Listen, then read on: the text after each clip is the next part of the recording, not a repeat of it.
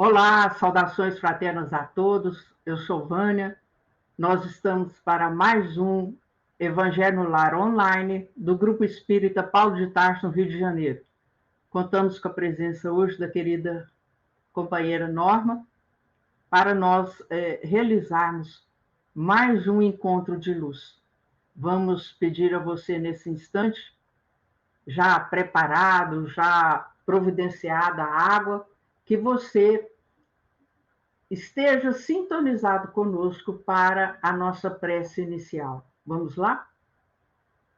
Mestre Jesus, com os corações agradecidos por tudo que temos recebido, pelas oportunidades abençoadas de aprendizado e serviço, agradecendo a direção espiritual desse Evangelho, por todo o amparo, pelas intuições, para que nós possamos realizar esse encontro, trazendo os ensinos de Jesus à luz da doutrina espírita. Mestre Jesus, nesse instante, Senhor, nós pedimos, nós louvamos e nós agradecemos. Agradecemos por tudo, pelo amparo, pela assistência dos benfeitores espirituais neste trabalho, por todos os encarnados e desencarnados que nos acompanham, mas estendemos o nosso pedido pela paz no mundo, para toda a humanidade encarnada e desencarnada, e para que o Evangelho nos lares seja um ponto de luz a irradiar-se por toda a vizinhança.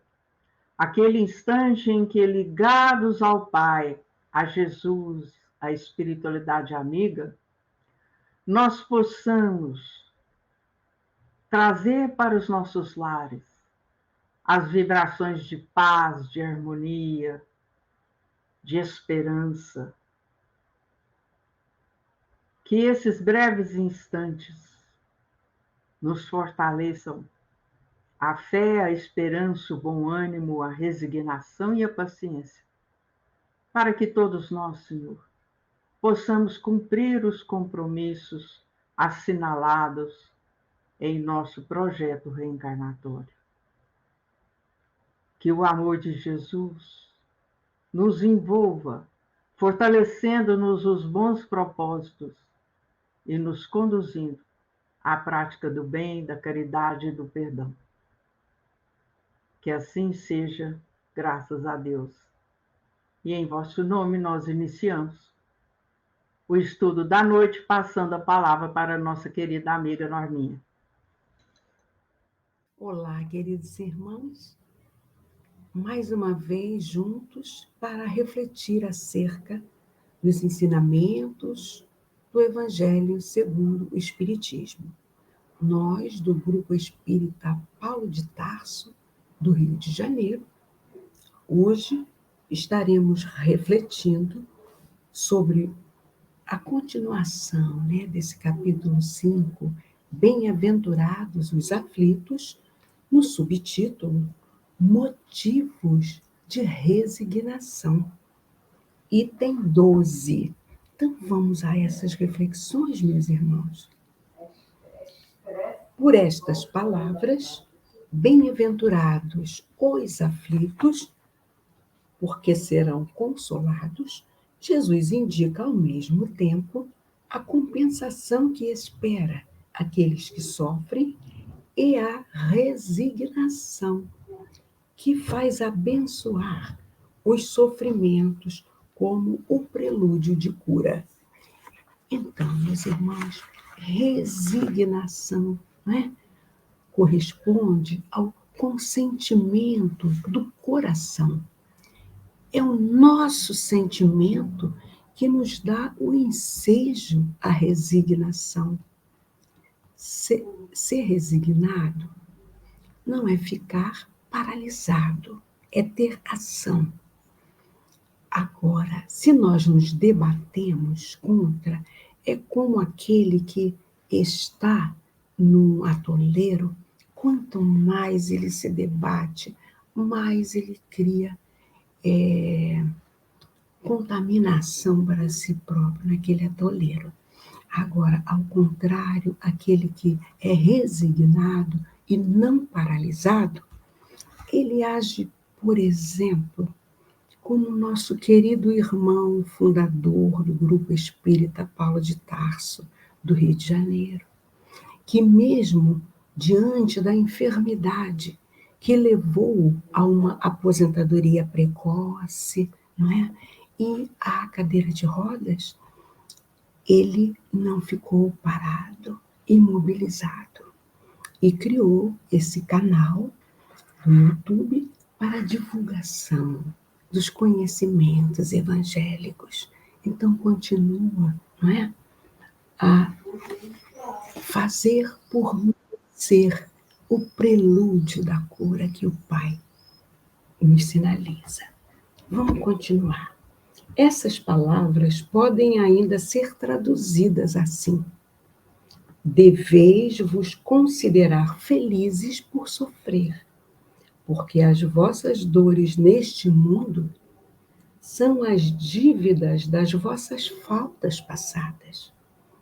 E essas dores, suportadas pacientemente sobre a terra, vos poupam séculos de sofrimento na vida futura. Deveis, pois, estar felizes, porque Deus reduziu vossa dívida, permitindo pagá-la presentemente, o que vos assegura a tranquilidade para o futuro. Então, Emmanuel nos diz, no livro Consolador, que toda dor física colima o despertar da alma para os seus grandiosos deveres, seja como expressão expiatória, como consequência dos abusos humanos, ou como advertência da natureza material ao dono de um organismo. Mas toda dor física é um fenômeno, enquanto a dor moral é essência. A primeira vem e passa, ainda se faz acompanhar das transições de morte dos órgãos materiais. E só a dor espiritual é bastante grande e profunda para promover o luminoso trabalho de aperfeiçoamento e redenção. Por isso, nós devemos sempre invocar aquele mantra: entrego, confio, aceito e agradeço, o que quer que venha para a gente. O homem que sofre é semelhante a um devedor que deve uma grande quantia, e a quem diz o seu credor: se me pagardes hoje, mesmo a 100ª parte da dívida, eu vos darei quitação de todo o resto, e sereis livre. Se não o fizerdes, eu vos perseguirei, até que tenhais pago o último centavo. O devedor não seria mais venturoso, suportando toda a sorte de privações para se libertar, pagando somente a 100ª parte do que deve? Em lugar de se lamentar do seu credor, não lhe diria obrigado? Então,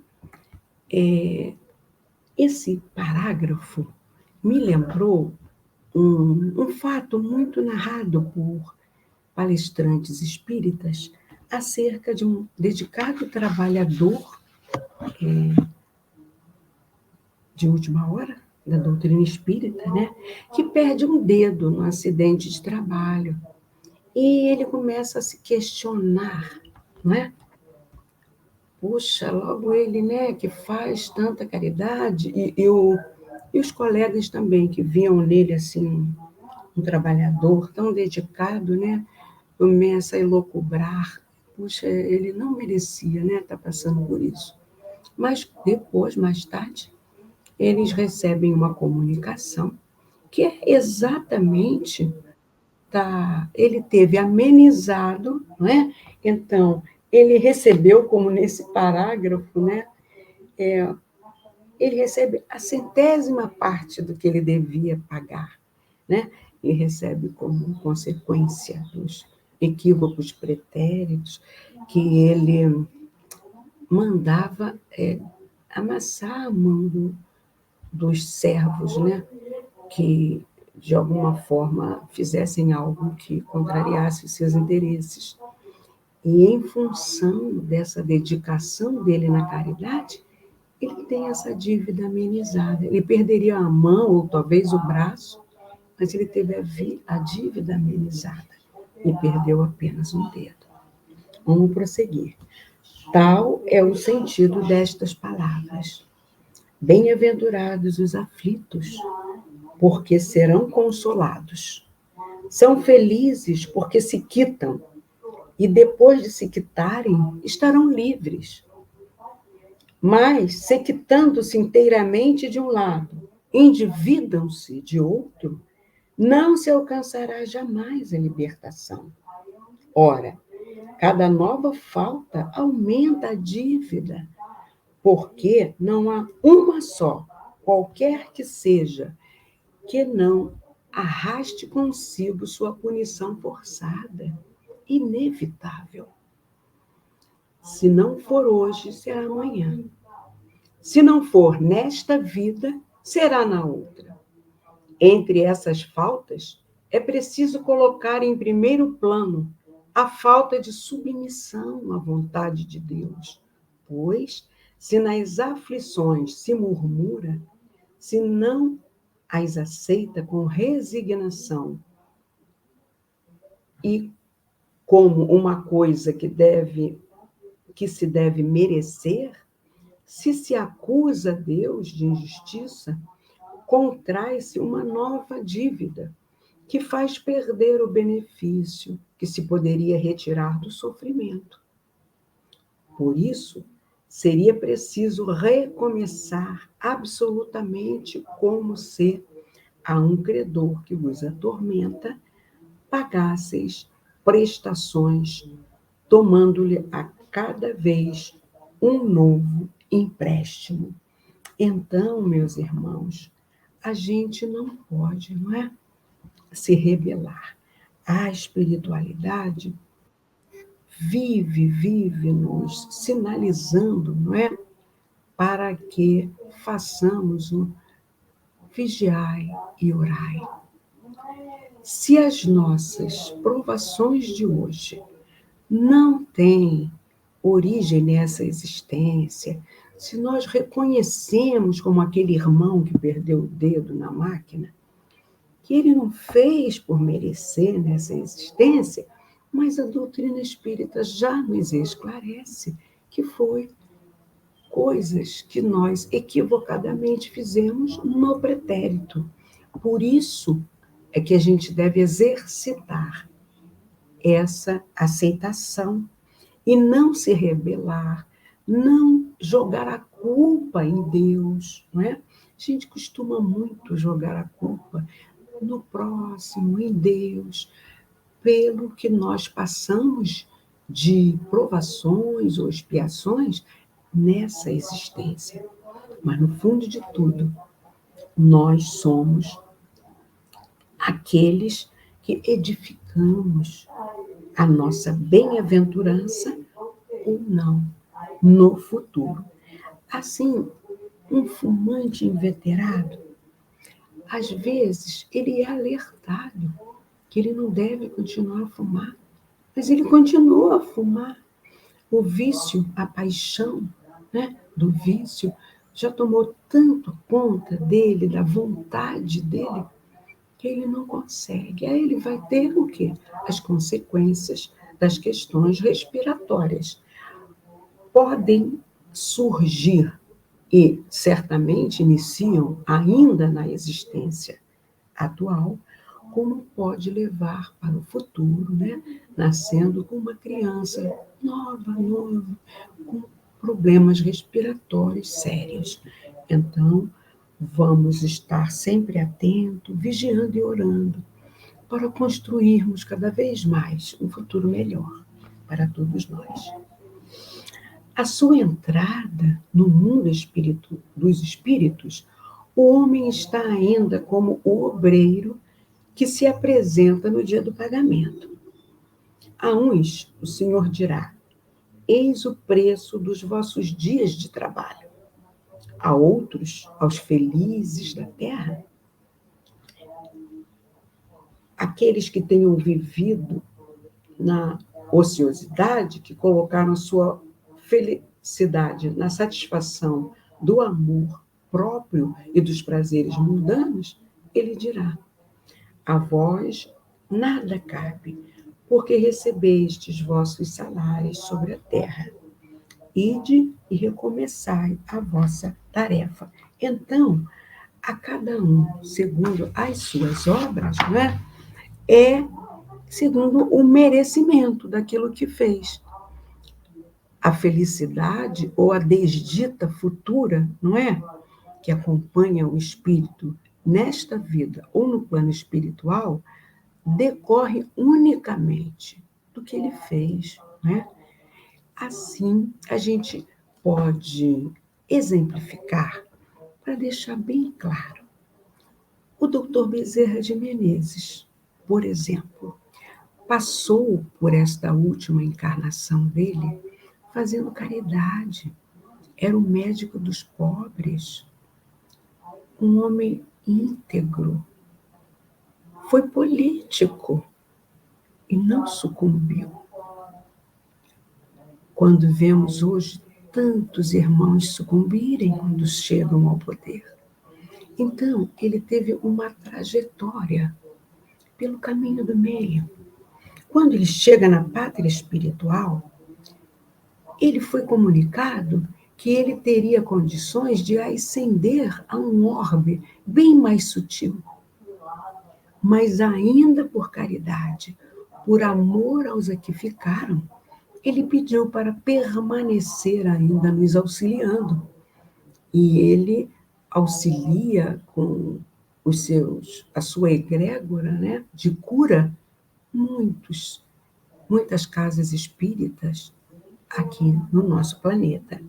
Em contrapartida, meus irmãos, a gente também pode pegar um exemplo muito comum no meio espírita, tirado do livro Pontos e Contos, do Irmão X, psicografia do Francisco Cândido Xavier, como aquele que faliu e com o mau uso da inteligência, né? Nós já citamos esse exemplo em outros encontros. Tem por título, né, o Grande Cabeça. Então, era aquele advogado que, por dinheiro, ele fazia qualquer negócio. Então, ele preferia os clientes mais abastados, que lhe rendesse muitos lucros, do que assistir os pobres, apesar da mãe dele sempre alertá-lo que ele deveria atender também os menos, né, que tivessem menos condições financeiras. Mas ele não atendia, e assim ele perseguiu até que ele arrumava provas com a sua inteligência, articulava, e ele sempre ganhava as causas, mesmo que essas provas dele fossem falsas, mas ele era tão inteligente que ele fazia de forma que ele pegou uma causa e ele ganhava. E assim ele era muito procurado pelos poderosos. Desencarnou. E o que sobrou para ele na vida futura? A espiritualidade diz que ele sofria de inchação da inteligência. Então, que ele só poderia desonerar-se desse comprometimento passando por uma nova existência com hidrocefalia. Além disso, preso, né, num carrinho, uma cadeira de rodas, para curar os desvarios da grande cabeça. Somos artífices dos nossos destinos. vigiemos e oremos sempre, meus irmãos, para que possamos construir para nós um futuro melhor. Agora, a nossa querida Vânia vai trazer para a gente o próximo item, o item 13. A palavra é sua, Vânia. Muita paz. Olá, você. Na sequência desse item, né, agradecendo a Norminha pela valiosa contribuição, vamos você aí desenvolver um pouco o seu raciocínio no sentido de você pensar em você mesmo.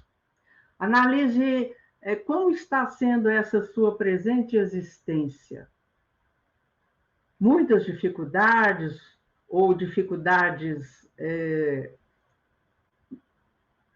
intensas, a ponto de você questionar: eu mereço isso? O que eu fiz para merecer isso? Vamos lembrar você que o esquecimento do passado não nos livra das faltas que nós cometemos. Então,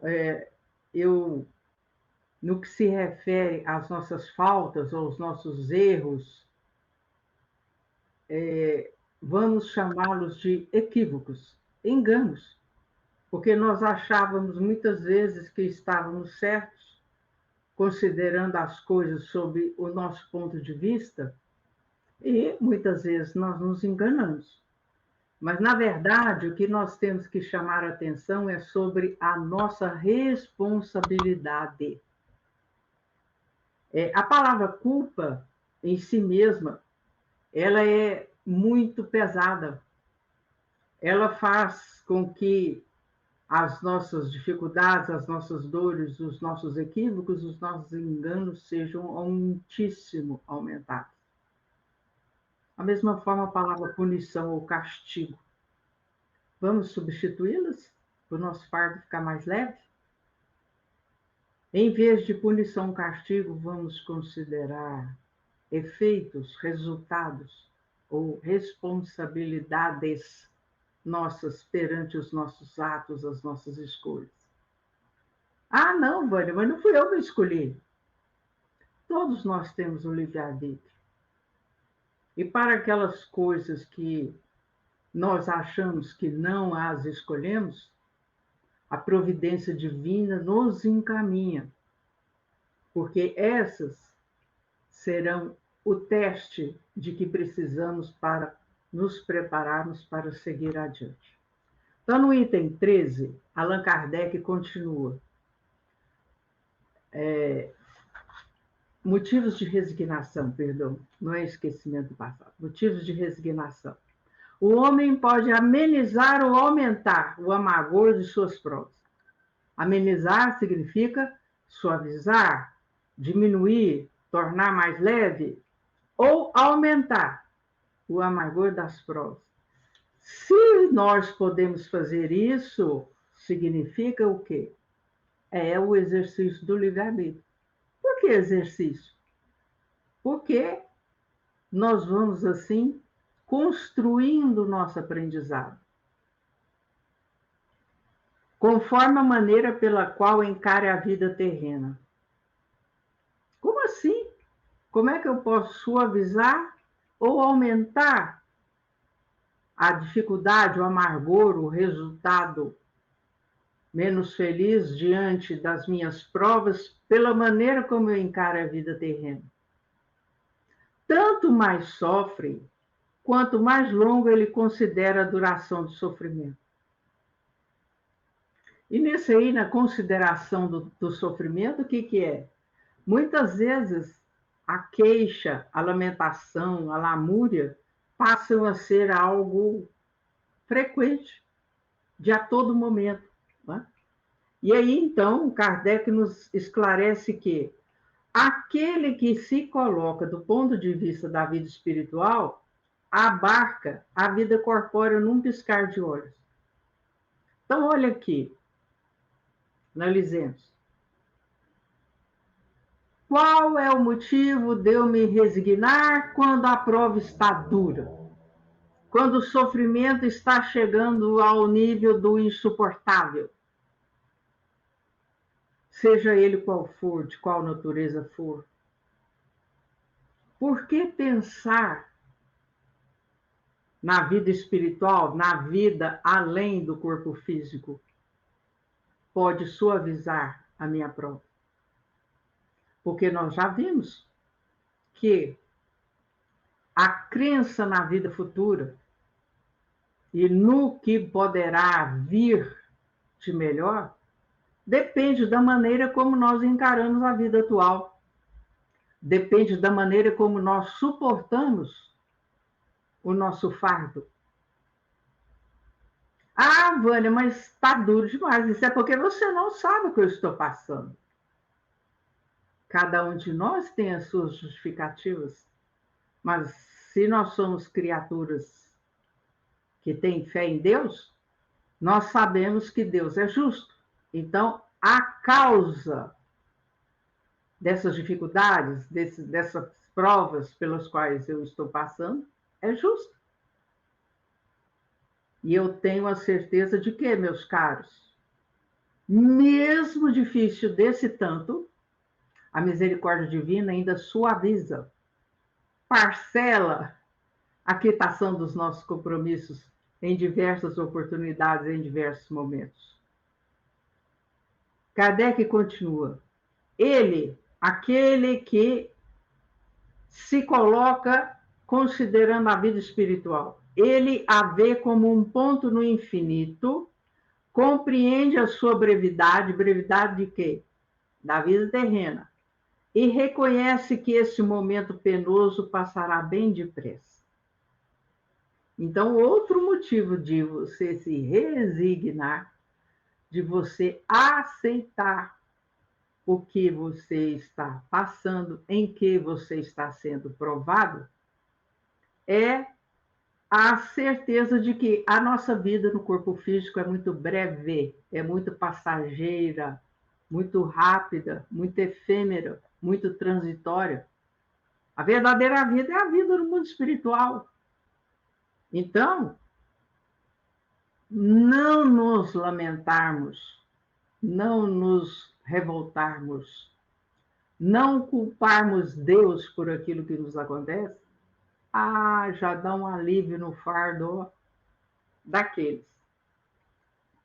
A certeza de um futuro próximo mais feliz o sustenta e encoraja. E em vez de se queixar, agradece ao céu as dores que o fazem avançar. Então vamos lá. Dores, dificuldades, obstáculos, problemas, doenças, seja o que for. Quando bem suportados, isto é, suportadas sem queixa, sabendo que ali é o aprendizado de que nós precisamos, o que acontece? Essas dores nos fazem avançar, isto é, ao invés de nos enfraquecerem, elas nos fortalecem para o que virá.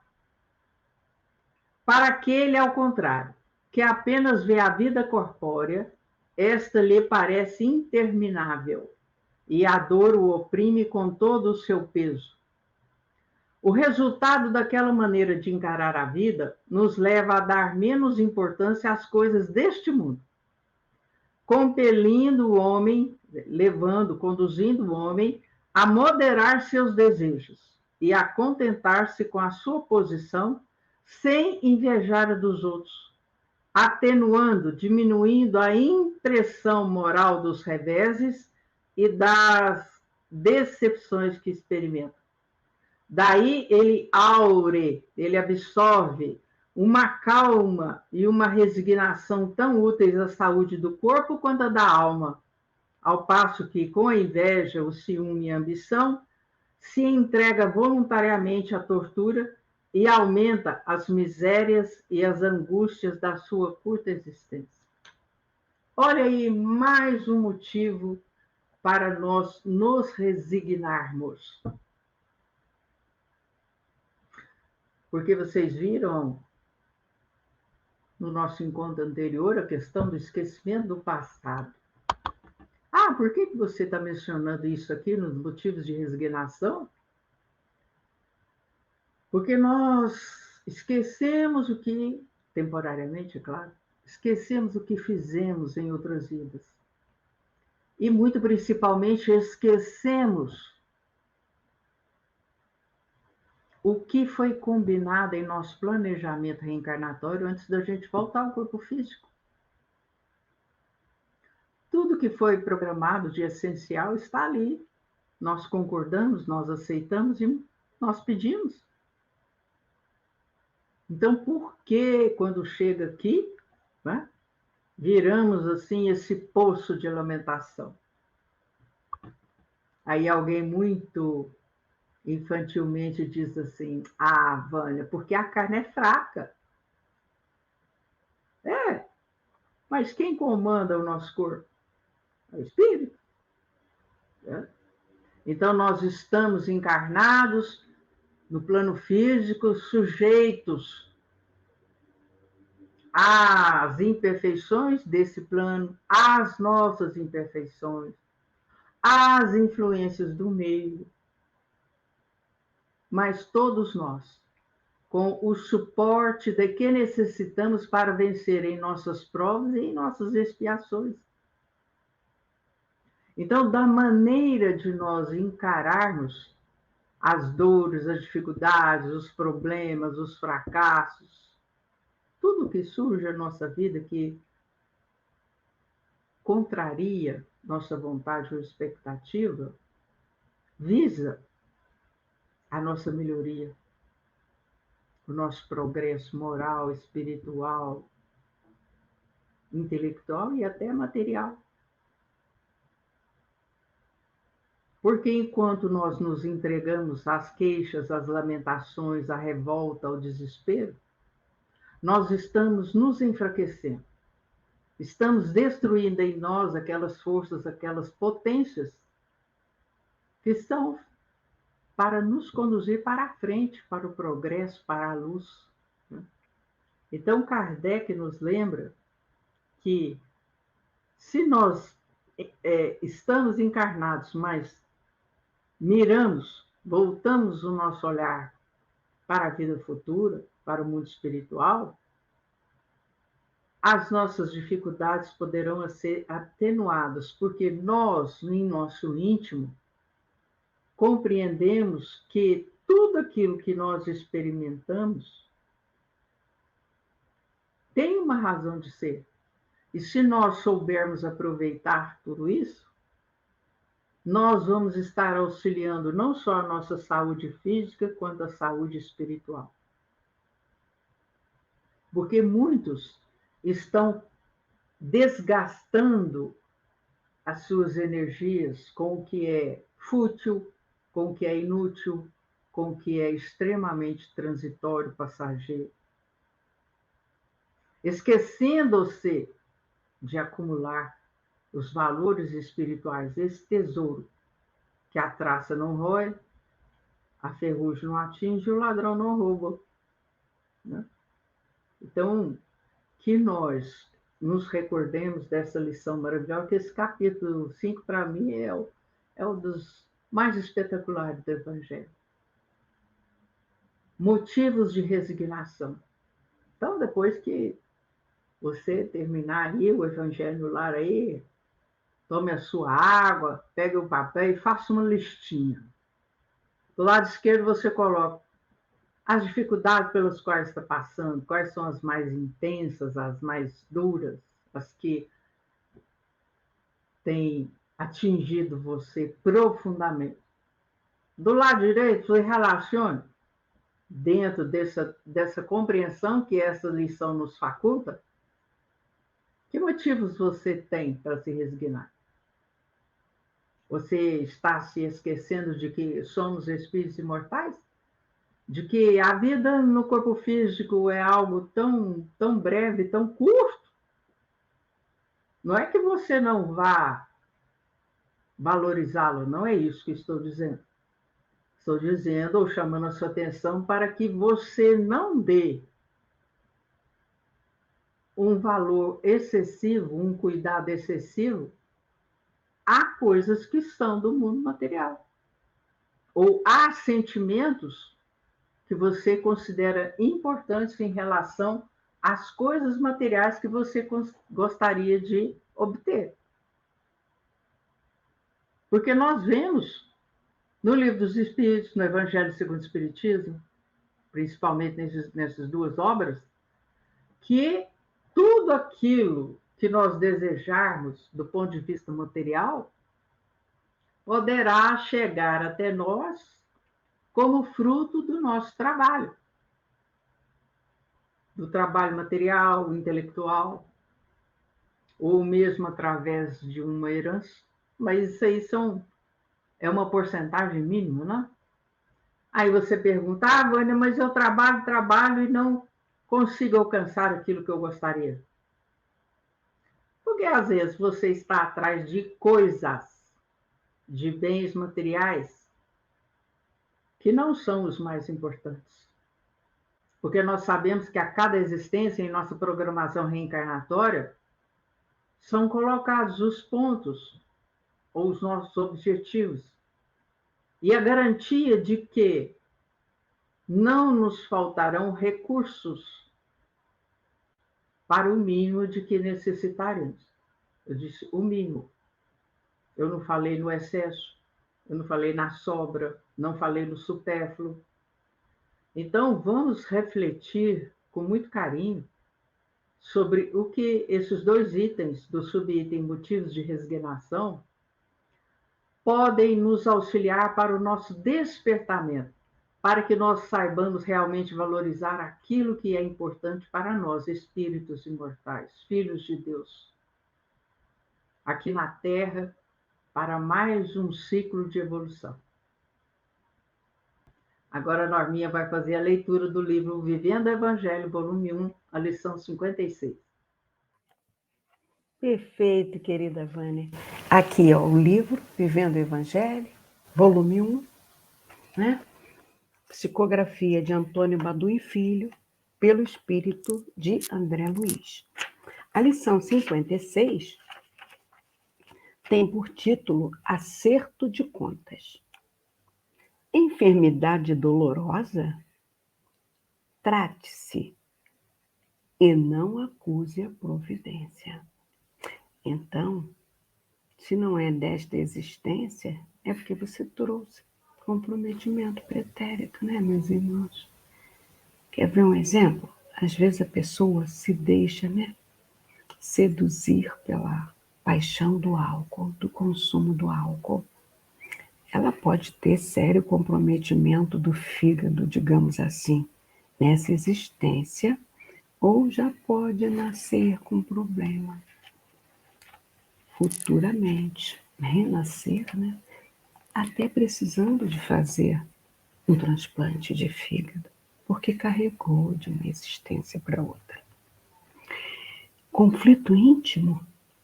Aceite-se e não cultive a amargura. A nossa querida Vânia pontuou muito bem isso, né? Às vezes a pessoa entra num processo de vitimização, né? E não é, a gente tem que buscar as soluções baseado nos recursos que tivermos e na fé e confiança na misericórdia de Deus. Convivência difícil? Melhore-se e não culpe os outros. Então, é uma oportunidade, né, de exercitarmos a paciência e assim, quem sabe, nós podemos estar hoje convivendo com pessoas que no pretérito nós os viciamos. E agora a gente tem que ajudá-lo à superação. Casamento atribulado? Entenda e não complique as coisas. Quando um estiver mais exaltado, que o outro tenha temperança, que prevaleça o amor, para que possa haver o entendimento. Parentela descontrolada? Ajude e não se entregue a cobranças. Às vezes, por exemplo, podemos ter um parente querido nosso descontrolado com assuntos de dinheiro. Nós não vamos confiar a ele coisas ligadas a banco, a coisas de dinheiro, porque já sabemos que é uma dificuldade para ele. Então, nós temos que ajudá-lo. De outra forma, quando a gente vê uma imperfeição, tentar fazer tudo ao nosso alcance e com fé em Deus, para que a superação venha. Filho rebelde, aconselhe e não se renda à agressão. Porque se ele é agressivo e você revidar, querendo se impor com autoridade, no tom da voz, nos impositivos, dificilmente fará efeito, não é? Não pedir, orar por ele quando ele estiver dormindo, que ele, desdobrado no sono, estará mais predisposto a ouvir de você que você o ama e que está junto com ele para ajudá-lo na caminhada. E assim a gente vai acalmando os ânimos. Pais exigentes, tolere e não fuja ao respeito. Então jamais devemos, fugir ao respeito com os nossos pais. Temos que vigiar muito isso. Fracassos repetidos, prossiga e não perca o equilíbrio. Lembre-se do ensinamento do Mestre. Na vida tereis aflições, mas tende bom ânimo. Eu venci o mundo. Vida apertada? Trabalhe e não alimente inveja. Às vezes guardamos ilusões que a pessoa que more em bons bairros, em suntuosas residências, sejam felizes porque têm dinheiro. Mas muitas vezes, nas casas mais humildes, tem a felicidade, porque há uma colaboração mútua para superar as dificuldades. Então vamos nos unir, vamos buscar as soluções e não ficar elucubrando que quem tenha dinheiro é que tem felicidade. Felicidade não é conquistada com os bens materiais, mas com os espirituais. Morte inesperada na família? Conserve a fé e não se revolte. É difícil, né, meus irmãos? É muito difícil essas coisas. Mas eu sou testemunha de um caso de uma mãezinha que perdeu um filho jovem que iria casar-se na semana seguinte, numa explosão, numa indústria de material bélico que o rapaz trabalhava. E ela foi para a igreja. Ela era católica, fervorosa, ela inclusive ministrava o curso de batismo na igreja, e ela contou isso no curso de batismo, que na época eu era católica e eu participei. E ela falou que ela foi muito discriminada, porque quando ela soube que o filho dela morreu drasticamente, ela foi para a igreja agradecer a Deus, falando para ele, assim como eu agradeci quando o Senhor me trouxe ele, eu agora o entrego em suas mãos. E ela foi considerada fria por muitas pessoas que a julgaram, mas ela já tinha esse entendimento que André Luiz está trazendo aqui. Conserve a fé e não se revolte. E aí André Luiz prossegue.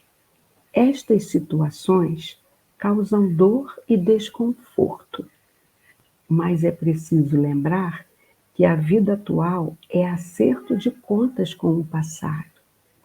A aflição de hoje é o resgate do débito de ontem.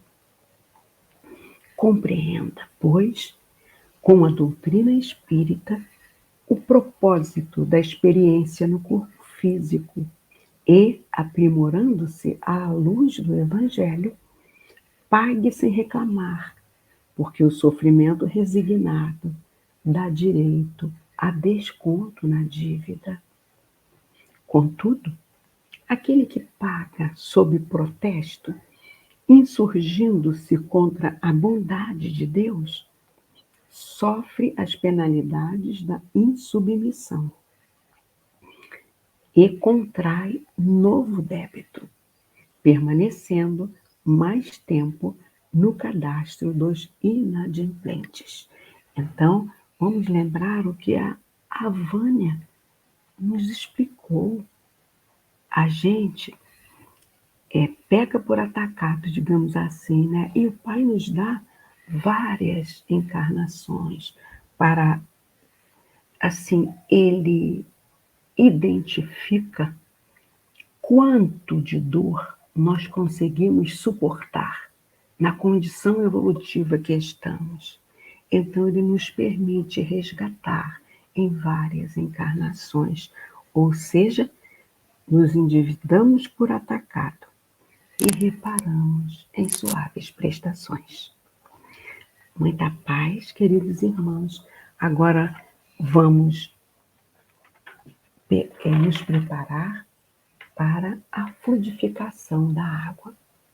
Que todos possam estar já com os seus recipientes com a água, para a qual iremos canalizar, através da oração, os fluidos necessários. Graças a Deus. Obrigada, Senhor da vida. Obrigada, queridos guias e mentores espirituais, que em nome de Jesus nos assistem. Que os seus fluidos balsâmicos, medicamentosos, possam penetrar nesta água, transformando-a no remédio para os nossos corpos físicos e espirituais. Que assim seja, graças a Deus. Agora, vamos chamar a nossa querida Vânia para a prece final. Muita paz, meus irmãos. Vânia, a palavra é sua, meu anjo. Gratidão, Norminha. Então, nós vamos convidar todos para continuarmos sintonizados com o pensamento em Jesus para a nossa prece final. Mestre Jesus, queridos benfeitores espirituais que nos amparam, nos protegem, nos intuem, chegamos mais ao final de nosso Evangelho no Lar, do Grupo Espírita Paulo de Tarso, do Rio de Janeiro. Momento em que unimos os corações em um só pensamento, para louvar, agradecer e pedir. Louvar o Pai pela misericórdia do dom da vida, da oportunidade da reencarnação, pela inteligência, pelo livre-arbítrio. Agradecer a Ele e todos os seus emissários por tudo quanto temos recebido de amparo, de assistência, de acolhimento em nossas vidas. Pedindo, Senhor, que este Evangelho multiplique as luzes da compreensão e do entendimento para todos nós que o realizamos em nossos lares. Que todos os lares recebam uma limpeza fluídica e que todos os familiares, aqueles que mais de perto convivem conosco, possam receber as bênçãos de paz, os fluidos salutares e fortificantes, para que tenham uma semana de paz, de equilíbrio, de mais confiança, de mais fé. E assim, Jesus, para aqueles que se encontram enfermos, acamados em seus lares e hospitais, para moradores de rua, para dependentes químicos, para aqueles com ideação suicida, para os países em guerra, Nós estamos suplicando, Senhor, a sua misericórdia, o seu amor e o seu amparo. Mestre Jesus, sê conosco hoje e sempre, fortalecendo-nos os bons propósitos na prática do bem, da caridade, do perdão, da paciência e da tolerância. E em vosso nome, nós encerramos mais esse Evangelho. Que assim seja, graças a Deus.